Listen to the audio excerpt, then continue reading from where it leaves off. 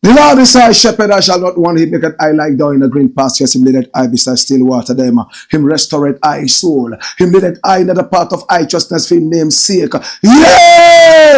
Though I rasta go walk through the valley of the shadow of death, I can't fear no evil. For thy rod and thy staff them comforted I and I. Who prepare a table before I in the presence of my enemy them.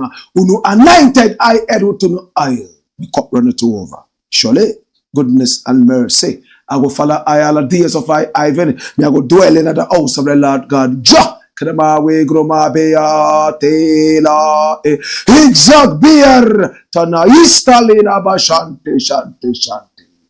This is the Black Pot, aka Kukushonama, where we speak truth to power. Now here we don't criticize, but if we must criticize, we'll do it on one condition only: to build and not to destroy. That is why we keep saying we are in the service of God and country. This is where we speak truth to power, is the voice of the people, and the voice of the people is the voice of God.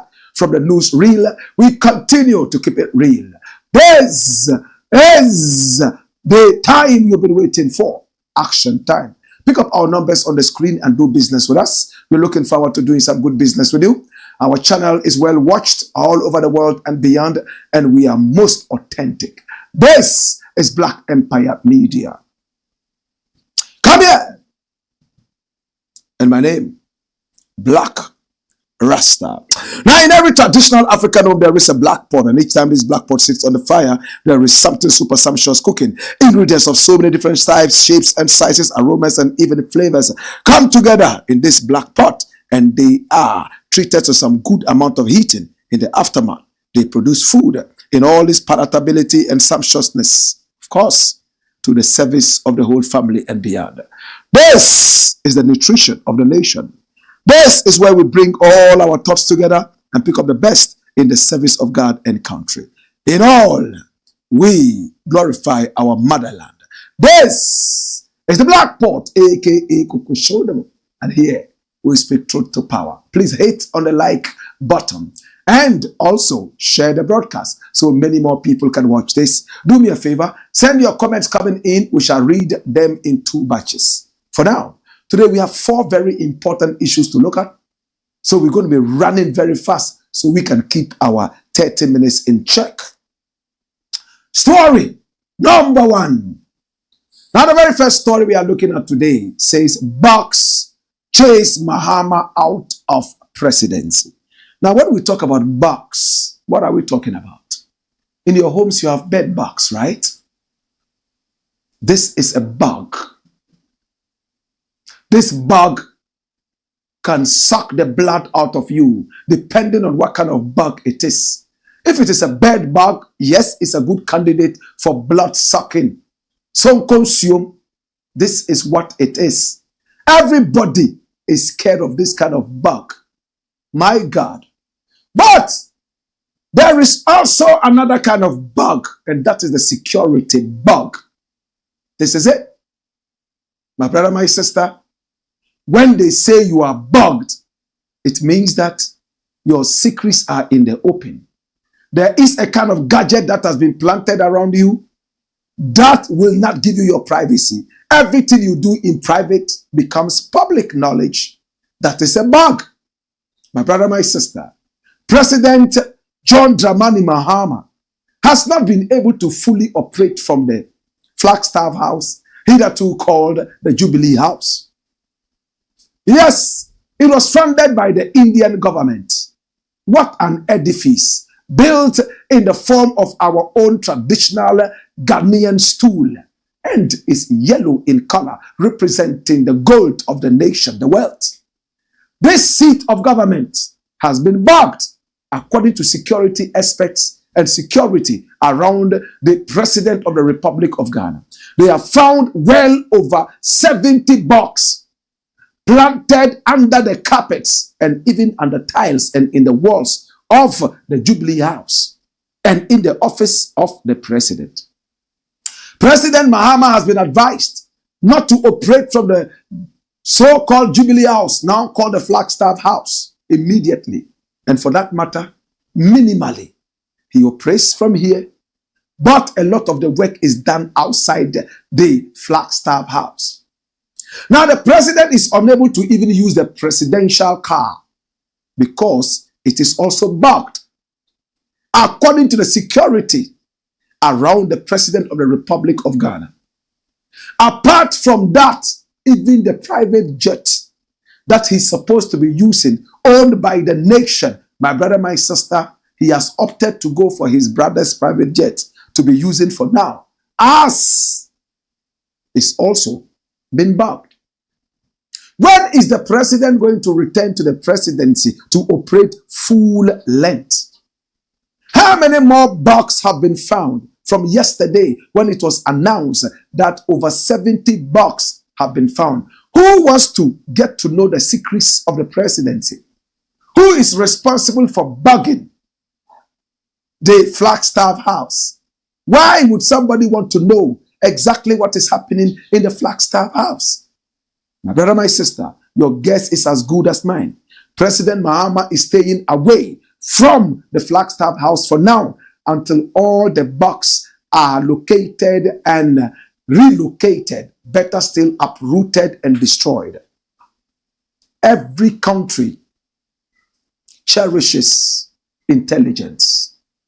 Any country without intelligence is a dead nation. It's a country that pretends to be clothed, yet is walking naked. You could call this the emperor wears no clothes.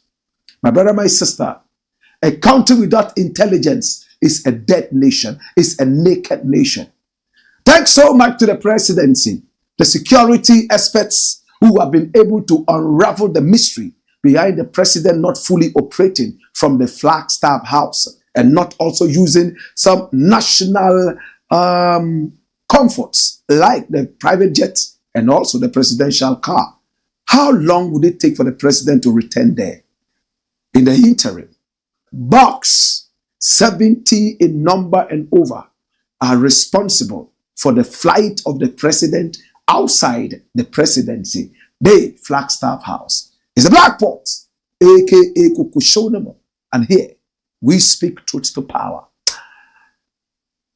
When we return, we got more. Hey! Hey! Wayo!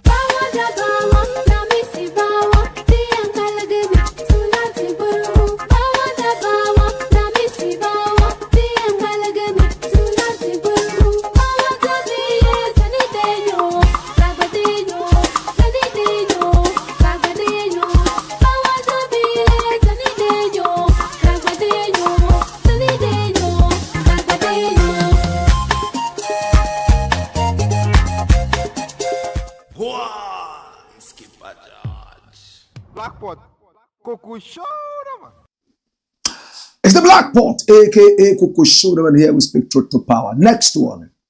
Remember to share the broadcast and hit on the like button. Discrimination. Wesley girls in trouble. The last time we heard about a school discriminating was Achimota School. Some Rastas qualified, more than qualified to go to the school. Tyrone and my brother, my sister, his brother, Nkrabia. They went to the school and they were told that their dreadlocks will not allow them to be admitted into the school, even though they were more than qualified. We took the battle on, fought it to the last limit. Thanks so much to lawyer Wayo. We were able to win the case and the students were allowed back in the school, even though Mr. Nkrabia decided that he will not attend the same school. He got a scholarship to go to Ghana International School, where he is getting ready to complete. Tyrone was able to finish, and he was the one who was touted as the best student of the school, both in the examinations and also in small quizzes in the school. Tyrone is now in the United States of America on scholarship. My brother, my sister, it looks like Wesley Girls has decided to also go into the bad books of discrimination. This is Wesley Girls, and their motto is live pure, speak true, right wrong, follow the king. Who is the king? Is it the king of England or the king of the universe? Which king are we talking about? It's a beautiful school. Look at how beautiful the school is.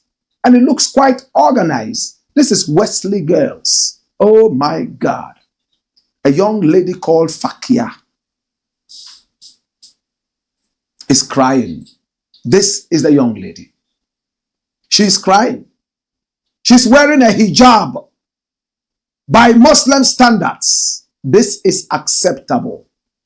She got admission and something happened. Let us see exactly what happened. She wrote this and signed it herself. Now, this is Fulera Abubakar, Fakia Sadu's mother. My brother, my sister, addressed to on the right and on the left is Ras Aswat Nkrabia, the father of Master Nkrabia, one of the Achimota Rasta boys. Now, on the 16th November 2024, I and my mom went to the Accra Wesley High School for admission. We went to the assistant head mistress and she told me to remove my hijab, and I did so. When I removed the hijab and she saw my natural hair, that is dreadlocks,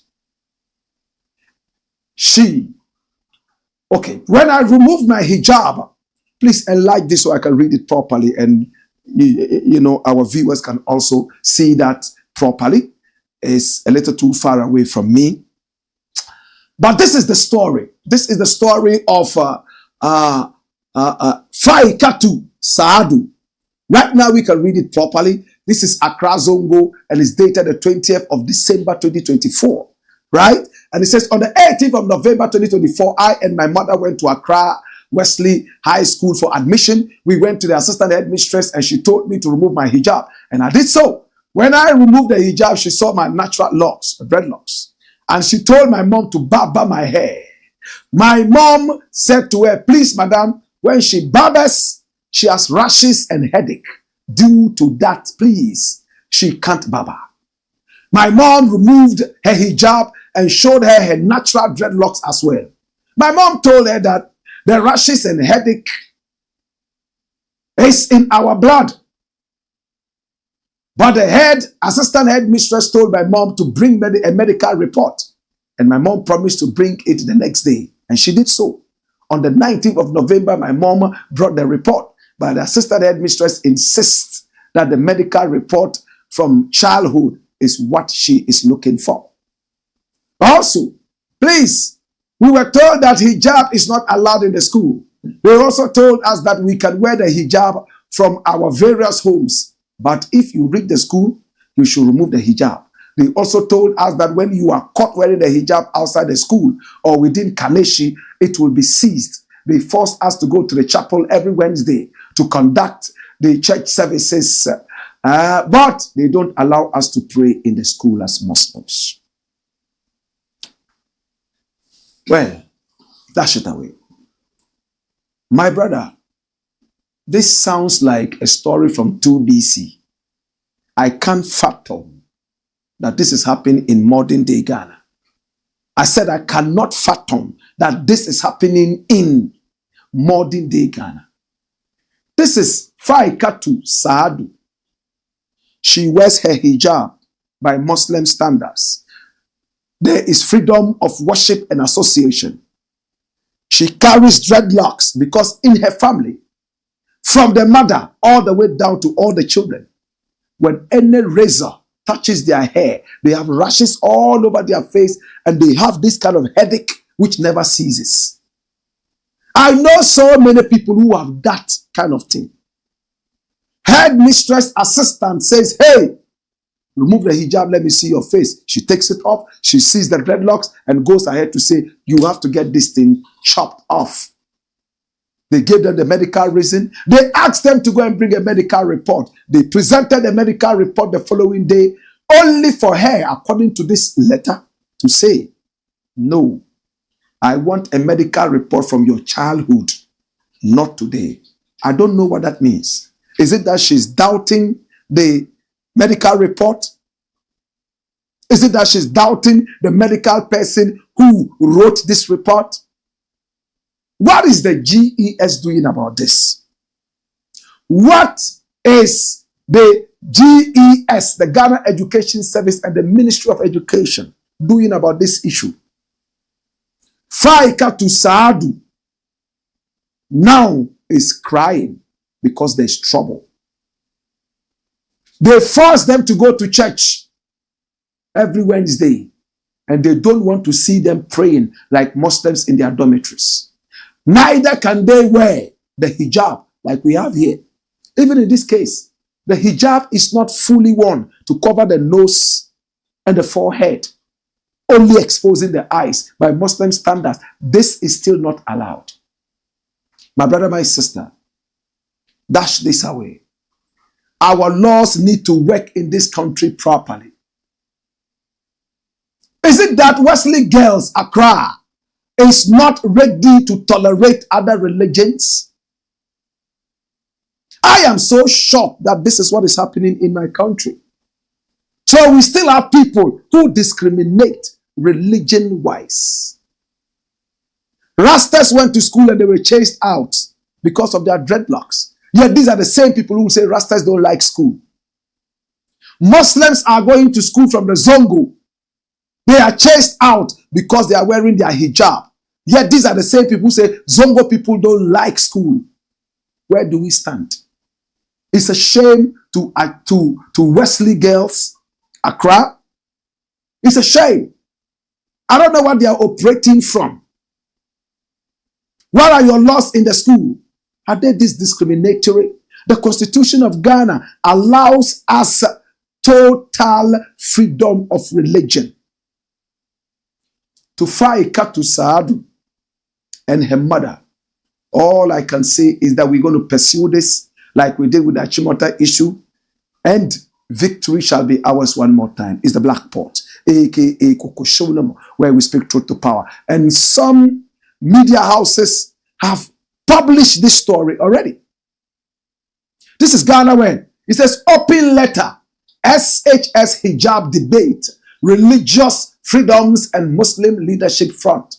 Open it up, man. Watch this. Now, open letter on second cycle Ghanaian female Muslim students. The covering of their hair, worshipping other than their religion, and the Muslim leadership front have observed with keen and profound interest the discussions of the aftermath of the denial of a Rastafarian boy, that's 2 boys and 2 other siblings, admissions at Achimota SHS and St. John's SHS respectively, all in the greater Accra region. There were other related events of denial of Muslim female admissions due to their hair scarf, religious hair cover called hijab. All these events did not happen in the vacuum. That's it away. My brother, we're going to follow this thing to the letter and we make sure that justice is done. no child should be denied education in this country based on their religion of affiliation.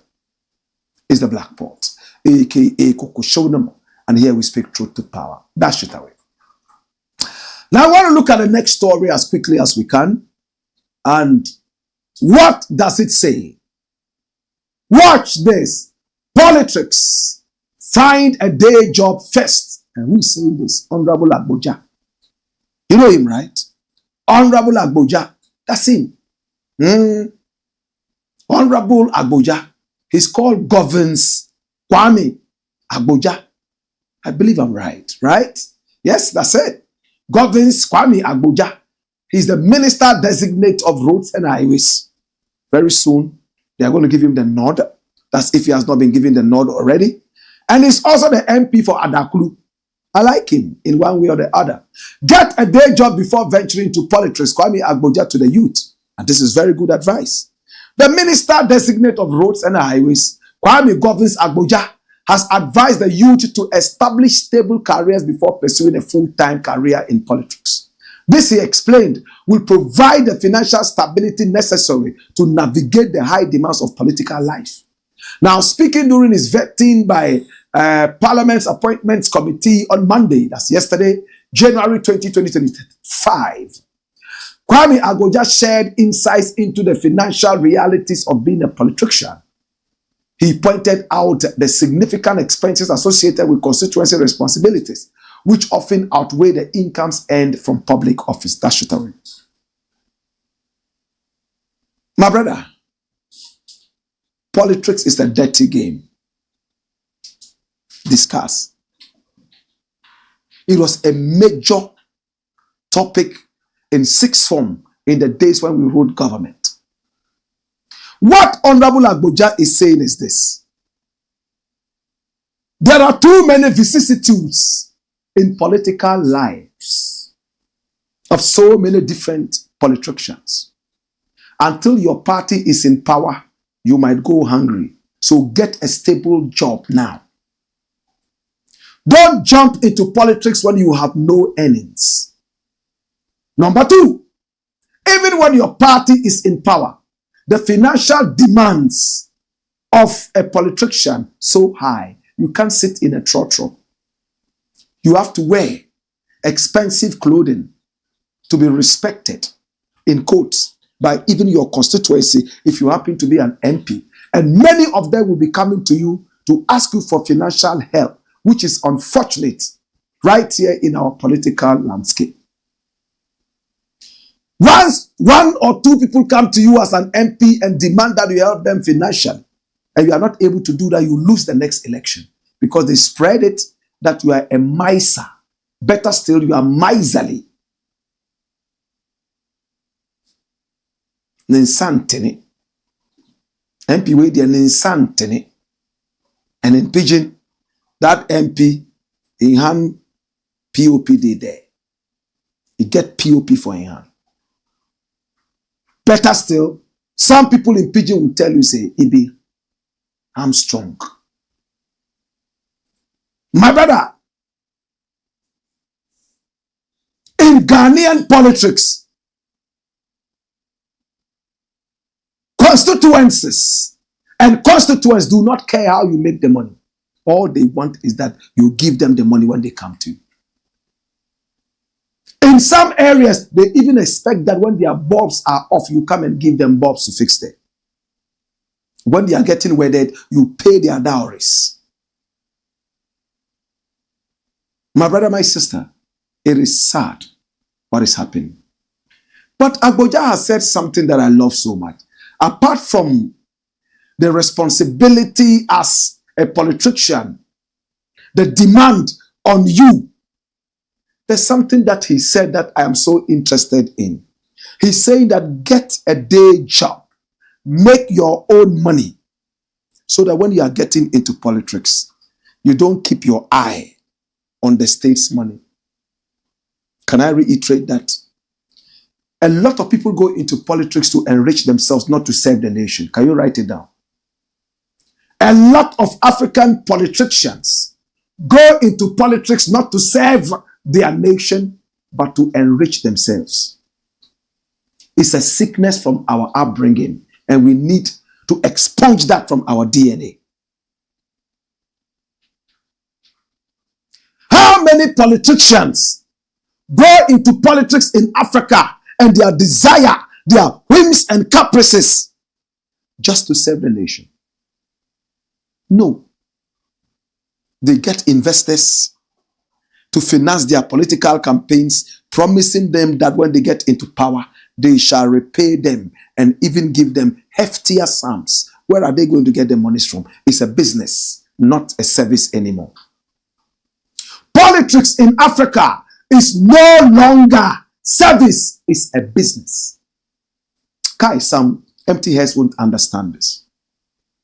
Tell me one politician in Ghana who is in the business of service and not in the business of business. Oh, my friend has been appointed minister. Hey! Your farmer down for minister. Hey!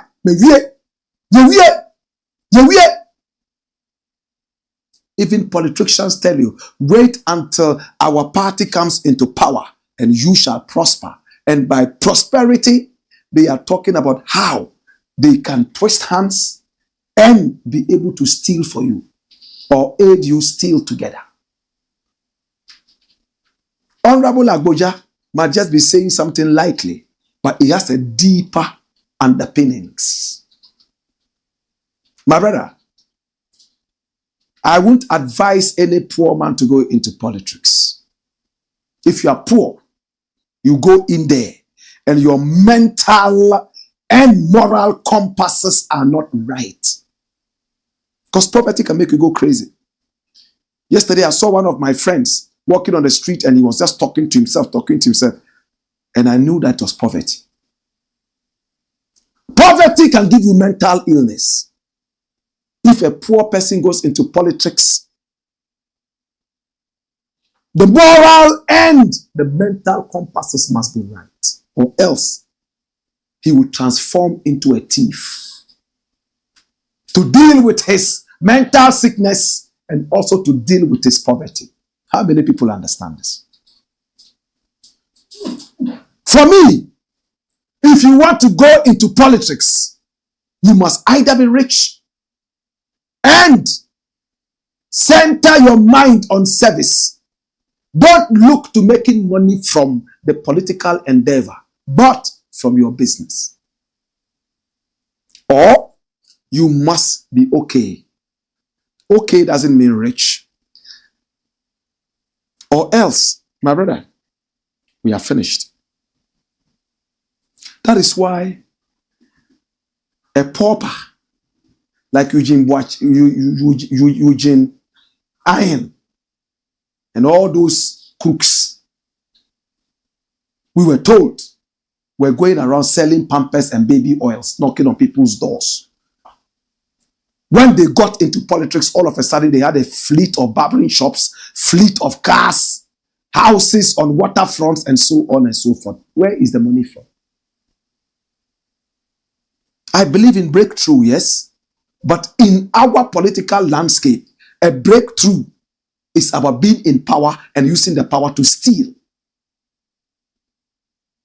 Kwame Nkrumah came here. He was the president. From prime minister, my brother, he left here without a house in his name. He didn't have a car to his name. Why can't we emulate Nkrumah?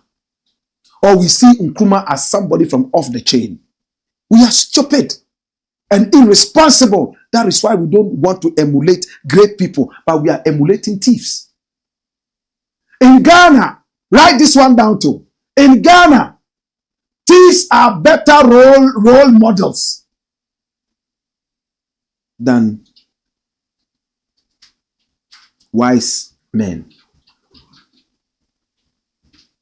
If you are a wise man, a hard-working man, nobody will take you as a role model. After all you have is wisdom. Your pockets are narrow, not deep enough. But the thief has deep pockets, and quickly they get role models. Fraudsters have role models. I can mention 20 right now. I don't want them to think that I am attacking them, but they know themselves. To Honorable AGBODZA, I want to say thank you so much for this. Never get into politics if you don't have a day job. Even Jesus Christ had a day job. He was a carpenter. That was his day job. So if your pastor has no day job, he's a thief. If your pastor has no day job, when his master Jesus Christ had one, a carpenter, he is a thief. So when I see a so-called man of God say, I'm a full-time minister of God, hallelujah. Yeah, I'm full-time minister of God. I've given everything. Yeah, it's good. But what is your day job? Do you have a provision shop? Do you have a carpentry shop like Jesus? If people don't pay tithes, you come to the church and preach and make them feel like they are witches and wizards. Therefore, they have to cough out tithes so you can pay yourself. You're a fool.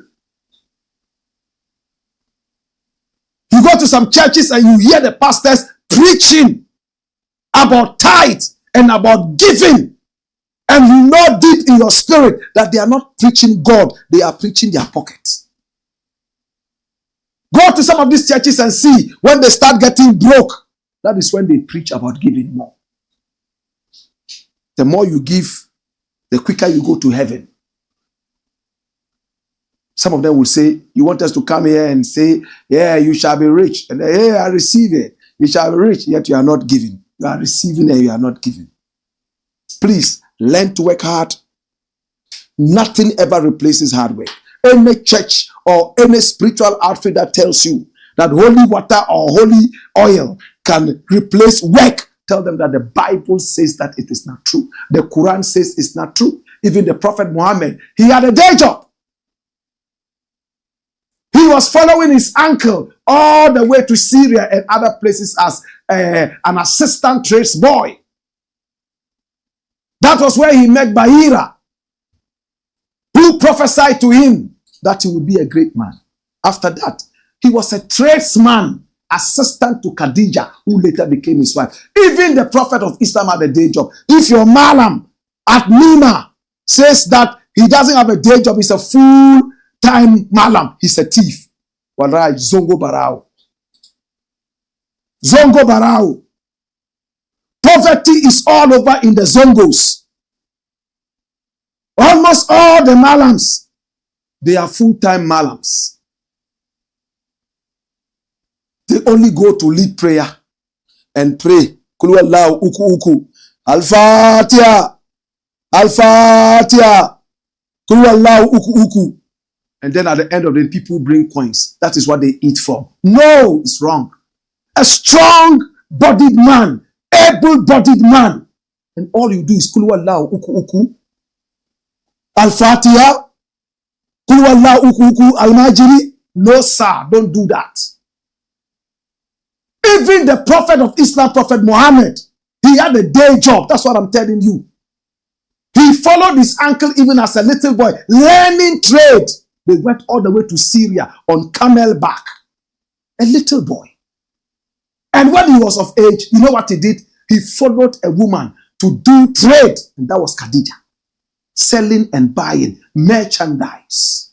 And you, Malam, Zongo Barao, you go and sit down there and say, you are a full-time Malam. It's okay if you teach in the Arabic school. Cooling water, they will bring it. CD. It's okay. That is work. You are working. But full-time malam. Kulu wallahu uku uku. Alhamdulillahi Rabbil Alameen. Al-Fatiha. Kulu wallahu goma goma. We're barao. That is why a lot of them ask people to come. They write something for them. Guru. They put around their waist and they know they are lying. It's the black pot. A.K.A. Kukushonomo. Here we speak truth to power. We need to grow in this country. We rely too much on the spirit and push hard work to the background. It's foolishness. Foolishness. Somebody has admission to a top university and he takes it to his pastor or his malam to see if the university will help him. The malam takes it in there. Only God knows what he's doing there. He tells him, oh, it won't work. And he truly believes. And he pushes the university away and he continues to follow the pastor or the malam so that they go around and do kulu Allah, uku uku, and holy water and holy oil. If you read the book of Ezekiel, God got so angry with the false prophets, he was killing them like mosquitoes. I love the book of Ezekiel. Tell the false prophets who have prophesied unto the people without hearing anything from me that they shall die shameful deaths in front of the people they prophesied to. Hallelujah. It's a black pot. AKA Kokoshonum, and here we speak truth to power. When we return, we got more. Hey! Hooray! Whoa!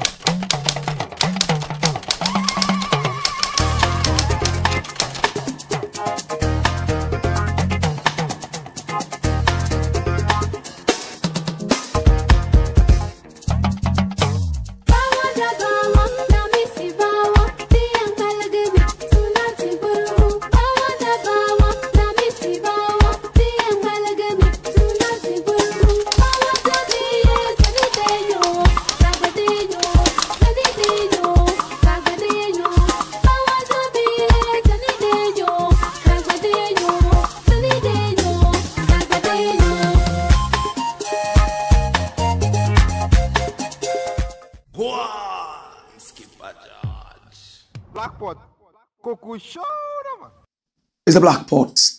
And we're going to take the last story. Remember to hit on the like button and remember to share the broadcast so many more people can watch this. All right? JDSGH says, greetings, Black. We are live. Woyo. Ras Osaje for Dua Bill. Tindando. Gomado. Yinzor Bill. He says, woyo. Eric Yao Eje says, greetings. Mohammed Banjir one says, more fire. Legendary. Run it, my old. Come here. You think so you did wise. Dash it. Woyo. Signed MC Scorpion inside a Shaiman.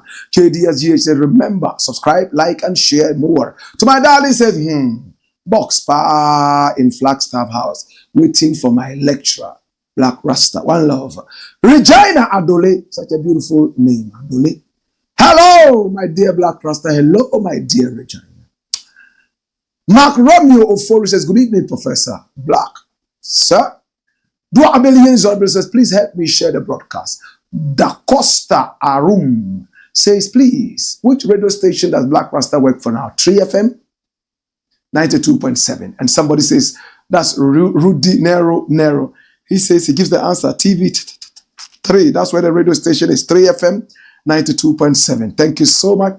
So Francis Elikem Kojoti says, 3FM. Yes, 92.7. That's where we're firing from.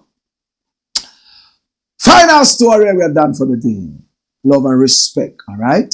Ahmed Suale murder. A+ guest BAGBIN involved. So this is breaking news. Tomorrow, A+, we all know A+, right? Is going to be doing something interesting. That's A+, right? You know him? Okay. So A+ posted something on social media.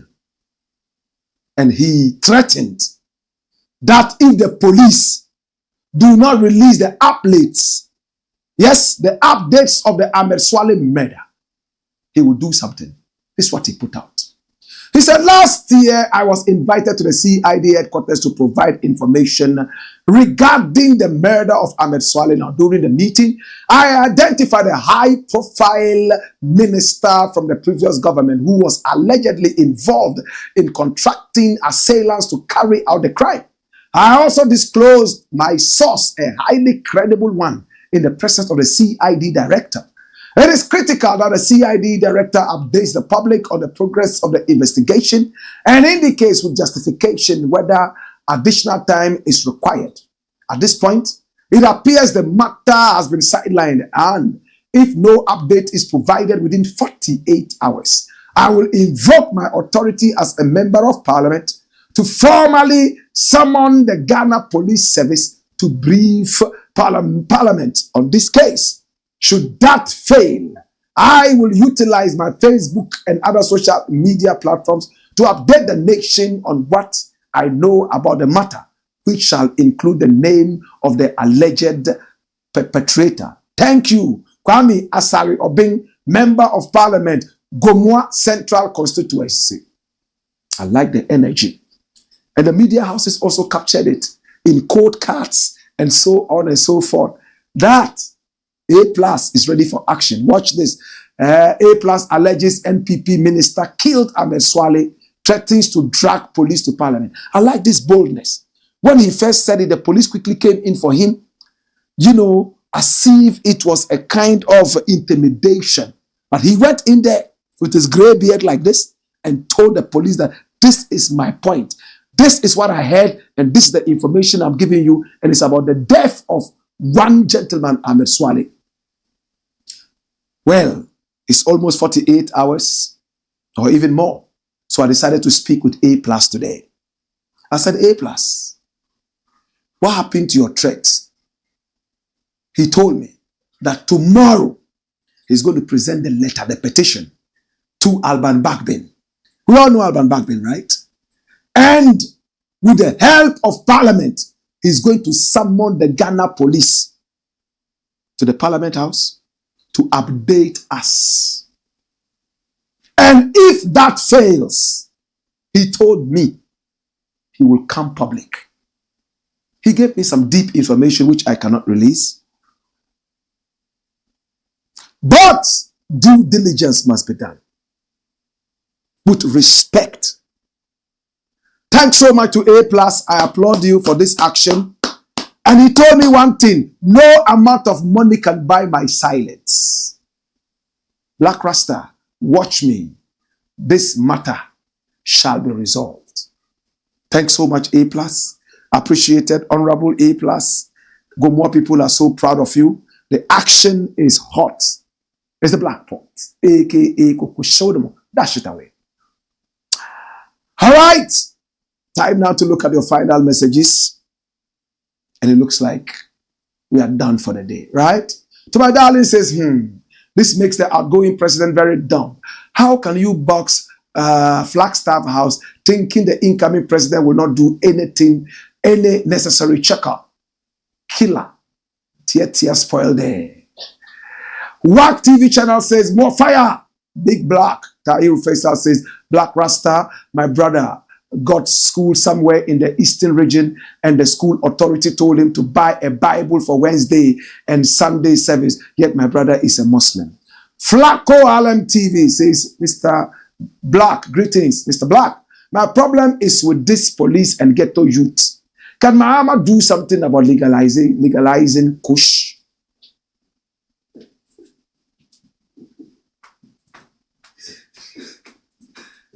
To my darling says, Blakk RASTA, it's sad this discrimination still goes on. Not only in the SHS, but some other institutions. Ekene Okoli says, Blakk, it's like you are back on 3FM. Well, I've been there. I've been there. Yes, well, I took a 1-month break before the elections to go and prepare some places in Jamaica and some other places around Africa, so that should Baumia win the election, I was going to leave. If that's what you're talking about, I've been back long since. Slow jam, and my time is 12:30 to, in fact, 3 o'clock. Every day, Monday to Friday. Yeah? 12:30 to 3 o'clock. Slow jam says, more fire, God bless. BEM, more love. Tell them, Black Empire Media. That's what it means by BEM. Tahiru Faisal says, Blakk RASTA, Atefa Senior High School Technical in the Eastern region is one of the schools that tell Muslim students to buy Bibles for Wednesday and Sunday service. Tahiru Faisal says, in Ghana, thieves are better role models than the wise men. A Blakk RASTA. Well, yo, that's right. Mubarak MBK says, the politicians are not to be trusted. Ghana first. Eno Adomasa, beautiful name, says love. Rasoweto, German, says only in Ghana this can happen. Alasan K. Jibril says greetings from the people of Aflao. Black Rasta. Leke. F1. Take your time. The youth in Aflao, your time will come. Agbeno heavy, Megba Fumato. Timothy Zuri says, Black Rasta, I'm watching you live from Wa. God bless you, my king. Love you. He's an electrical engineer. Dwabelian Zobel says, here comes yet another racist school discriminating against the Muslim community. Sad. Our institutions must beef up their task to stop this nonsense in our schools. Fire. Haruna Inusa says, my senior most mentor. I accord you the highest compliment, sir. Good evening. Watching you live from China. I totally condemn this act of planting cameras in the Flagstaff house. Now my question is this the first time this is happening or it has been happening? But due to the porous nature of our security intel, that has not been rectified. Now the question is, why is it planted? Who planted it and what is the motive behind the plant? I now understand why most information comes out of the Flagstaff house with little knowledge of the staff working there. My humble advice is our security services should be up and doing. Other than that, we wouldn't be safe. Isn't this a failure of security? Well, that's why maybe Mahama is not in there yet, waiting for the box to all be killed. It says that our security system should also be structured like that before an outgoing government hands over power to the incoming one. The security should do thorough scrutiny and access everything before giving a green light for the office to be fully operated. My humble opinion. Well, I agree with you, but when the security people are employed and changed and rechanged and changed again, when a new government comes, you think they are going to do due diligence? It's unfortunate. Yes.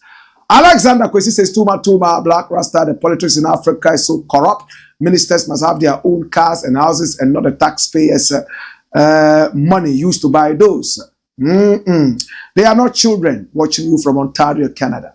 Love, love, love, love, love. I love you. I appreciate you. It's been the Black Pot, a.k.a. Kukushonamo. And here we speak truth to power. I certainly will catch you again tomorrow. Until then, do business with us. And of course, at the same time, share the broadcast. Hey! God bless you. Hey! Wayo!